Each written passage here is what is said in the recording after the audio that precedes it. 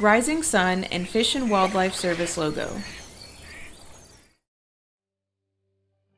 The Deepwater Horizon oil spill killed thousands of birds and injured many others.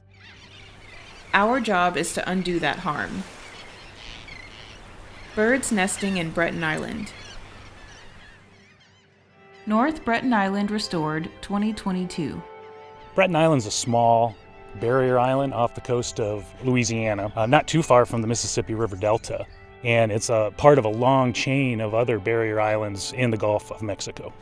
Incredible national treasure. It's one of over 560 National Wildlife Refuges. For centuries, really, it's provided habitat for nesting colonial water birds. Barrier islands I find fascinating. First of all, they're always shifting, always moving, eroding, but they provide extraordinary habitat for wildlife.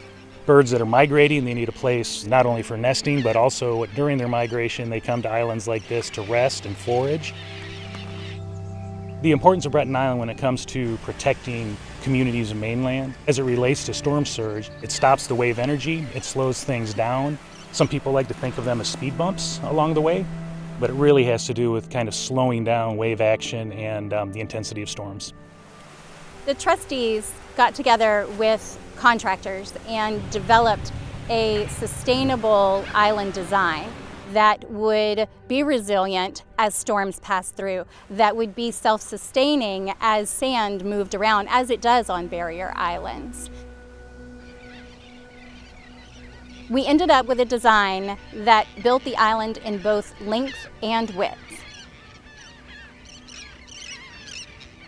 We're going to move into planting, and we're going to plant cordgrass and plant the dunes with grasses, replant black mangrove on the north end of the island to really create that habitat for birds that's been lost. USGS is the largest science agency in the U.S., and we're really involved in providing impartial science to support decision making. Here at Breton Island, we're going to be involved in the monitoring of the restoration, tracking vegetation through time, how the marsh, dunes, and beaches evolve. We'll be looking at habitat acreage, and we'll also be looking at how the sediment moves within the system to look at island resiliency. You look at some of the models and some of the data that predicts, certain pieces and parts of this coast would be gone by now if we had not previously done these restoration events.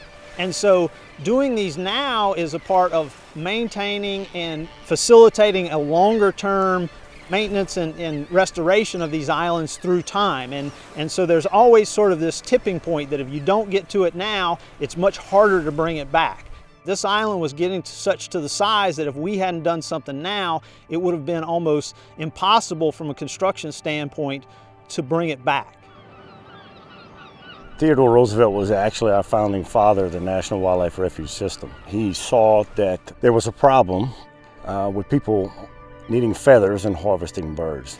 He established a bird sanctuary, which is Breton, in 1904, which became the second oldest National Wildlife Refuge System. I would think that Theodore Roosevelt would be very happy to see that the completion of this project. And so we're happy to just be a part of this legacy and continue with conservation efforts. A transition from historical footage of various birds flying in the sky at Breton Island to modern-day birds flying around.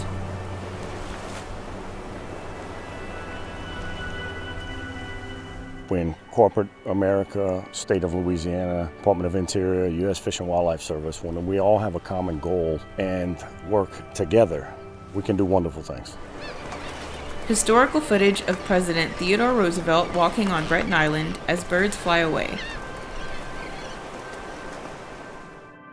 Special thanks to these restoration partners: Louisiana Coastal Protection and Restoration Authority, Louisiana Oil Spill Coordinator's Office, Louisiana Department of Natural Resources, National Oceanic and Atmospheric Administration, and the U.S. Geological Survey. Rising Sun and Fish and Wildlife Service logo.